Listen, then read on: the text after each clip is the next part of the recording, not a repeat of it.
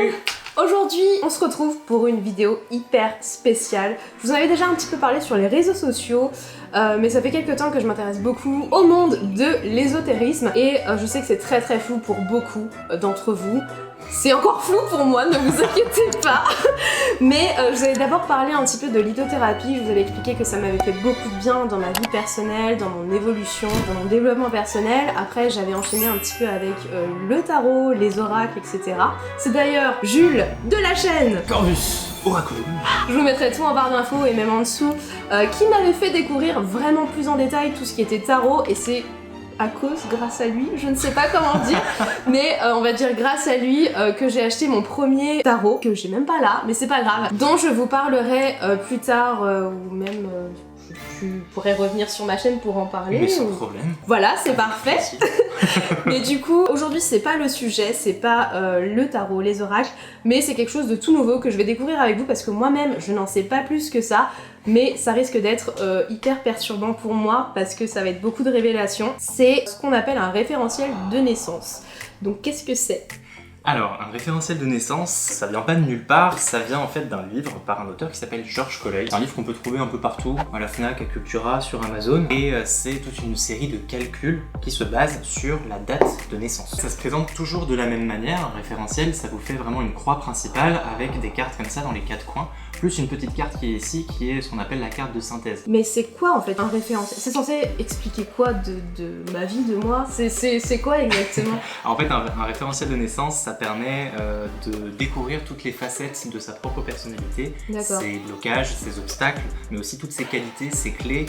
Il y a aussi une carte qui est là montrée par la petite flèche 2020, qui est la carte qu'on appelle météo et qui est la seule qui va changer dans tout ton référentiel.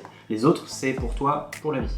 Donc la météo, c'est celle qui va un peu indiquer le... Qui va influencer ton année. D'accord, ok. Donc là, c'est pour l'année 2020. Là, c'est pour l'année 2020. Après 2020, dans un référentiel, enfin une nouvelle année plutôt, dans un référentiel de naissance, ça ne commence pas au 1er janvier, comme un calendrier catholique, chrétien, comme on dit. Ça commence généralement en fin d'année, autour d'octobre, novembre, voire décembre. Il y a un calcul à faire pour savoir quand est-ce que ça tombe exactement. Mais j'ai préféré anticiper en te mettant l'énergie 2020. D'accord. Parce que c'est l'énergie qui arrive là, et qui est déjà plus ou moins en train d'arriver.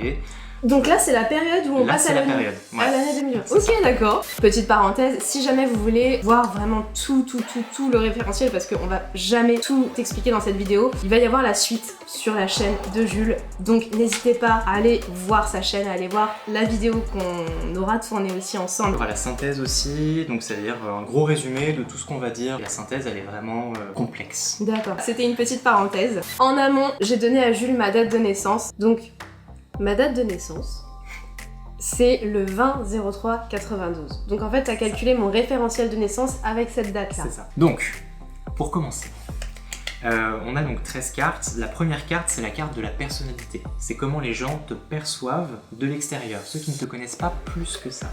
D'accord. Tu vois ce que je veux dire? Les gens que tu vas rencontrer lambda, un peu dans la rue, comme ça, ou les premières connaissances, tu vas commencer à tisser un peu des liens. Là, tu as la carte du jugement. Qu'est-ce que ça veut dire? Alors le jugement, c'est par rapport au jugement dernier, donc ça fait très chrétien, très catholique comme ça. On enlève tout le point religieux, ne vous inquiétez pas, il n'y a pas de religion, c'est vraiment le côté spirituel. Voilà, faut enlever... C'est une vidéo laïque. C'est ça. Tu as donc le jugement en carte de personnalité. Donc ça traduit en fait une tendance à l'autocritique. C'est-à-dire que les gens te voient comme quelqu'un de très exigeant avec toi-même. Mais aussi peut-être de critique envers les autres et exigeante envers les autres. Peut-être qu'on te voit comme quelqu'un qui a des attentes. Il est pas d'accord. Non, en vrai, c'est totalement vrai. Enfin, pour le coup, c'est vrai que quand on me voit, on l'a souvent dit, ouais, t'es très... T'en attends beaucoup envers toi-même et on a peur de te décevoir ou des choses comme ça. Et logiquement, quand on est exigeant avec soi-même, on est souvent... envers les autres, c'est vrai. Tu es également quelqu'un d'inspirant. Oh, c'est super gentil. Ça, c'est vraiment c'est un aspect très positif de la carte du jugement en personnalité. C'est là, tu vois en fait un petit bonhomme avec une trompette qui réveille les morts. Parce que là, on parle du jugement dernier. C'est vraiment par rapport à cette scène-là. Du coup, c'est appeler les gens, réussir à les rassembler. D'accord. C'est hyper... touchant. Ouais. Non, mais c'est super gentil. Ça fait vachement plaisir en fait. C'est cool. C'est trop Donc, marrant. on en arrive à la carte numéro 2, qui est la carte de la quête. Donc en fait, chaque position, ça s'appelle une maison. D'accord. Donc chaque maison, ce sera un aspect différent du référentiel de naissance. Pour la carte 2, tu as l'impératrice. Donc là, c'est la maison de la quête. C'est ce Ouais. que tu recherches, mais généralement, c'est quelque chose qu'on a déjà au fond de soi. D'accord. Et la carte de l'impératrice, c'est une carte forte de féminité. D'accord. Le rapport au féminin, à la créativité aussi. C'est la carte aussi de l'enfantement, de celle qui fait des enfants. Tu verras que c'est vraiment un élément clé de ton C'est cool, référentiel. je Ça suis va revenir contente. à tous les stades. Parce que dans le tarot, il y a plusieurs niveaux de l'image de la mère. D'accord. L'impératrice, c'est la première mère du tarot. La justice, c'est la deuxième mère du tarot. Oui. Et la lune, c'est la troisième mère du tarot. D'accord. Tu auras les trois dans ton référentiel. Waouh. T'as les trois. Ok. Après, à différentes places, donc tu auras des côtés positifs, des côtés négatifs. Oui, forcément. Il y a toujours un côté positif, toujours un côté C'est négatif. ça. Donc là aussi, pour l'impératrice en quête, on parle de quête de pouvoir s'exprimer en public. Donc c'est une recherche de réussir à t'exprimer publiquement. Ça a été l'histoire prendre la de parole. ma vie. Franchement, depuis toute petite, j'ai toujours eu du mal à m'exprimer et j'ai toujours voulu, mais j'ai jamais réussi. Enfin, jamais. À part maintenant, parce que du coup, je m'exprime sur YouTube et ça m'a beaucoup aidé, quoi. Mm. Et pour moi, c'est important YouTube. Ensuite, on en arrive à la carte du mental. C'est la troisième, c'est les peurs et désirs. Et tu as la carte du monde. C'est-à-dire que tu as peur des autres, peur des gens, peur des foules. Ouais. Et en même temps, c'est quelque chose que Qui m'attire. qui t'attire. Ouais. Tu veux avoir des gens autour de toi. Ouais, Tu c'est veux plaire. tellement. Ouais. Ouais, mais en fait, c'est ça, c'est le problème de ma vie aussi. C'est que j'ai très peur du jugement des autres. Pourtant, je sais que voilà. On vit que pour soi, on peut pas vivre en fonction des autres, mais n'empêche que même en me le disant, j'ai beaucoup de mal et je peux pas m'empêcher. En fait, j'ai toujours besoin de plaire à quelqu'un, mais j'ai aussi peur de. Tu regardes l'autre. Ouais, c'est un cercle vicieux et j'ai beaucoup de mal. Et c'est pour ça que tu l'as en fait en peur et désir, c'est que c'est D'accord. vraiment cette volonté d'appartenir à un tout, mais en même Ouais. temps ça t'effraie au plus haut point. Ouais. Tu préfères rester seul chez toi. En ce moment, c'est ce que je vis. Je Et préfère rester Ce qui est seule marrant, chez c'est moi. que le fait que tu aies choisi la sphère médiatique avec YouTube, etc., Ouais. c'est que c'est un peu la contrepartie en fait. C'est que ça te permet de toucher un public hyper vaste Ouais. sans jamais vraiment Les à rencontrer, les rencontrer en vrai, ou en tout cas te sentir étouffé par une foule. ouais. Ça m'évite de Terrifiant. me confronter en Ouais. fait face aux gens, tout en partageant. Ouais, c'est vrai. Non mais c'est vrai. Jusque-là, tout va bien. Tout va bien. Ensuite, on en arrive à la cinquième carte qui est les passages obligatoires. C'est des choses des schémas en fait, qui vont se répéter dans ta vie, en Ok. positif ou en négatif. D'accord. Et là, tu as le chariot. Et le chariot, c'est la carte de la carrière, de l'ascension sociale, de la voie. Genre Ouais. suivre un chemin et s'y tenir en fait, du début jusqu'à la fin. D'accord. Est-ce que ça te parle? Ben en fait, c'est quelque chose que j'ai fait depuis toujours. Je me fixe des objectifs, c'est à la fois quelque chose d'hyper motivant, donc jusque-là ça a été un moteur. Et en fait, là, durant cette période de flou, il y a 2 ans surtout, ça a été un gros handicap parce que du coup, je me laissais pas le choix, j'étais pas flexible dans mes choix. Et j'en étais arrivée à un point où ça me rendait malheureuse. Donc du coup, tu te sentais freinée en fait en Ouais. permanence. Parce que justement, le chariot, donc c'est la carte du véhicule, Ouais. du moteur en fait. C'est la chose qui est censée avancer, mais elle ne peut avancer que quand les deux chevaux Vont dans le même s'entendent. sens. C'est-à-dire qu'on est sur deux opposés. Tu vois, là, il y en a un rouge et un bleu. Ils Oui. sont toujours représentés avec deux couleurs opposées, Oui. quel que soit le tarot que tu trouves. Et tu as ce conducteur de char qui est censé réussir à maîtriser les deux chevaux pour aller dans le même sens. Ouais. Mais au bout d'un moment, quand tu la prends en négatif, cette carte-là, c'est vraiment le blocage, ne plus pouvoir avancer. Ben, là, durant ces 2 dernières années, c'est exactement ça. J'ai été bloquée et toute ma vie, j'allais de palier en palier, donc je me fixais un objectif et j'en déviais pas. J'allais jusqu'à cet objectif, c'était un chemin tout tracé. Ensuite, je me refixais un objectif, j'en déviais pas. Et là, je suis arrivée à un blocage dans ma vie où je me suis rendu compte que T'as je pouvais l'impression que tu patauges. et ouais, tu que je peux pouvais plus. pas continuer comme ça toute ma vie, quoi. Donc ça, c'est peut-être une mauvaise chose, du coup, si je prends un peu plus de flexibilité. Bah, si tu prends la flexibilité, ça t'éloigne de ton objectif principal, je pense. D'accord. Et il faudrait peut-être te recentrer D'accord.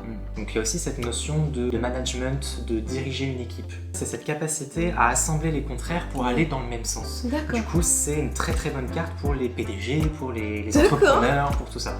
Ok. Donc, PDG. par rapport aux aspects négatifs, j'avais écrit ne pas se sentir dans sa voie, se sentir perdu, perdre le contrôle, les pédales, stagner, se sentir enlisé, procrastiner ou encore témérité et arrogance.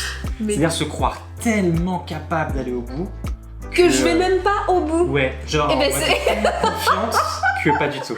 Ou alors Mais- tout l'inverse. Non mais c'est exactement ça parce que c'est vrai que en fait souvent j'ai pas confiance, je me sens pas capable et tout. Ouais. Et des fois je sais tellement que je peux aller au bout que...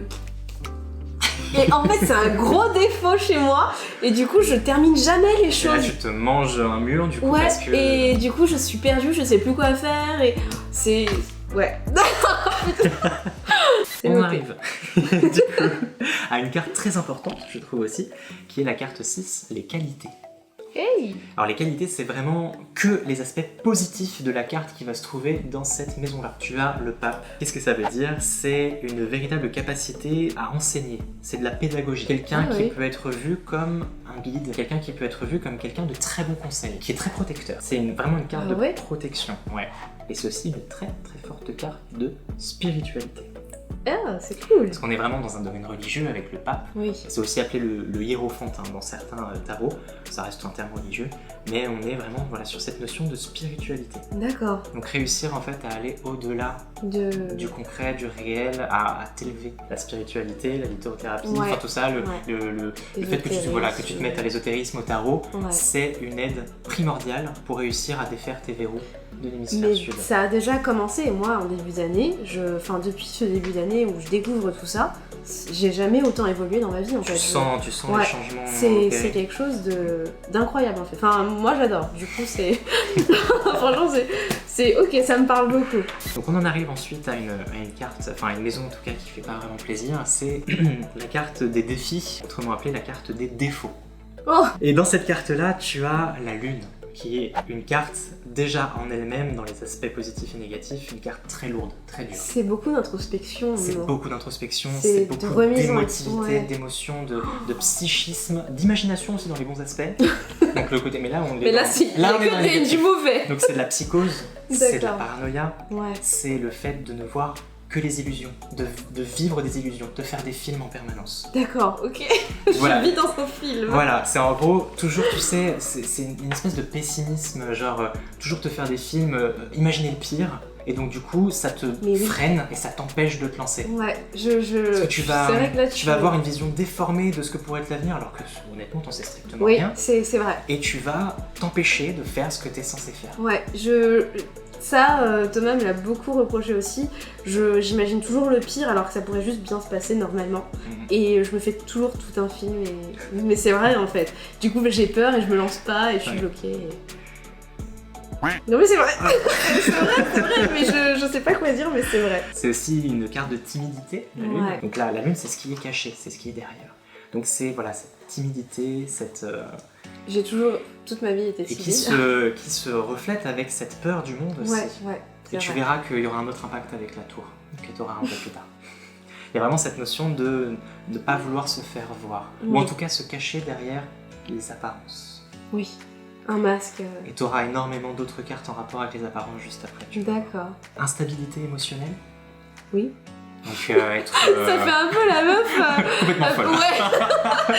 qui ne sait pas se tenir et qui peut C'est exploser d'un coup. Non mais c'est vrai, en ce moment ça a été le cas quoi. C'est beaucoup de... De craquage, Ouais. de Ouais. surémotivité. Ouais, Mm. en fait j'ai découvert que j'étais hypersensible. Mm. Et Et là, je pense que ça fait partie de tes défis. ouais, je savais pas du tout et quand Thomas me l'a dit, ça a été le premier à m'avoir énoncé ça. Je l'ai pris comme Comme une attaque. comme une insulte en fait. Mm. Et je me suis embrouillée avec lui, il m'a dit mais c'est pas une insulte en fait, c'est juste que t'es comme ça et... Mais c'est vrai, c'est vrai. Mais On me le dit de plus en plus. Comme tu le vois là, elle est en mode... Donc elle est dans la maison du défi. Et la meilleure maison pour défaire la maison du défi, c'est son alter ego, la qualité. Donc c'est la spiritualité, D'accord. ton rapport au divin, à la spiritualité, à tout ça, l'éducation aussi, Ouais. la pédagogie, te permettront de défaire cette surémotivité, cette instabilité émotionnelle. D'accord, ok. Oh, tu veux faire la star? Tu veux protéger maman parce que... Bah là ça va être pratique. Les gars, c'est pas possible. Voilà, tu veux pas que j'aille plus loin parce qu'elle va trop en souffrir. Je le sais. Viens là mon doudou. Tu te caches derrière vraiment les apparences. Tu n'es qu'un miroir. Alors que ce miroir, il faut le briser pour qu'on voit véritablement la personne qui est derrière. D'accord. Ça va être au centre de ta problématique. D'accord. C'est se cacher derrière les apparences. D'accord. C'est un peu le combat... Enfin, en ce moment, en tout cas, c'est un truc que je combats beaucoup parce que je me rends compte qu'effectivement, j'ai l'impression d'avoir jamais été ce que je voulais être. Tu verras avec l'étoile, c'est la carte de la vérité, c'est au centre de ta problématique. C'est aussi une grosse carte d'apparence. D'accord. Et c'est la nudité, elle est tout le temps présentée à poil en fait, l'étoile. Et c'est ce fameux concept de se mettre à nu. D'accord. Et c'est quelque chose que tu as du mal à faire. Ouais. C'est vrai.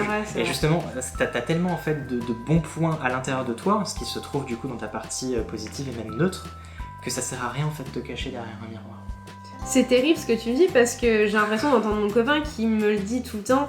Et là, je constate que c'est vraiment ce qu'il me dit en fait. Il me dit tout le temps, mais arrête de faire genre, d'inventer quelque chose, juste montre-toi toi parce que c'est bien comme ça. Mais j'ai du mal en fait, j'ai l'impression que c'est... Je sais, c'est compliqué, ça reste c'est ton plus grand défi. Hein. C'est dans la carte du défi, c'est le truc le plus compliqué. Pégase, t'as pété. C'est terrible, tu viens de péter dans la tronche de maman. Je suis désolée. Attends, mais... Tu sens? Non. Mais viens là. Non. On s'arrête ici, on ne vous en dit pas plus. La suite va être sur la chaîne de Jules, donc n'hésitez pas à cliquer sur les liens en dessous si vous voulez en savoir plus parce que y a des choses assez sombres mais aussi très intimes mais en même temps très positives. Enfin en fait il y a plein de choses qui vont se dire et... Pas mal de confessions aussi. Ouais.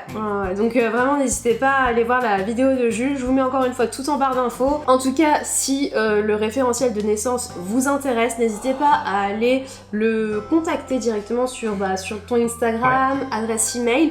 Encore une fois je mets tout en barre d'infos, ne vous inquiétez pas.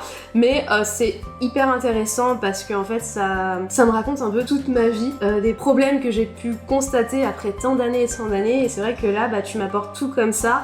Et non mais c'est sur dingue. Un plateau. Ouais, franchement c'est dingue et du coup je comprends plein de choses que j'ai mis du temps à comprendre ou alors qu'ils étaient encore un peu flous et là t'es en train de m'éclairer sur plein de choses et c'est hyper intéressant. Franchement merci pour la découverte.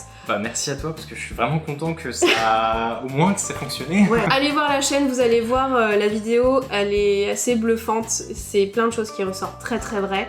Et je vous en dis pas plus encore une fois. Allez cliquer sur la vidéo. Vraiment. N'hésitez pas à vous abonner à la chaîne de Jules qui est Corvus Oraculum. Si vous avez aimé la vidéo, n'hésitez pas à déposer un petit pouce bleu, ça nous ferait super plaisir. Et encore une fois, si vous n'êtes toujours pas abonné à la chaîne, alors n'oubliez pas de vous abonner en cliquant sur s'abonner juste en dessous. Là, je sais plus c'est où. Et à faire sonner la cloche des notifications. Exactement, t'as tout compris. En tout cas, vous pouvez aussi me retrouver sur les réseaux sociaux qui est Rose to des blogs. Je vous mets tout en barre d'infos comme d'habitude. On se retrouve très vite sur la chaîne de Jules, hein. On n'oublie pas. Du coup, à tout de suite. Bye. Ciao.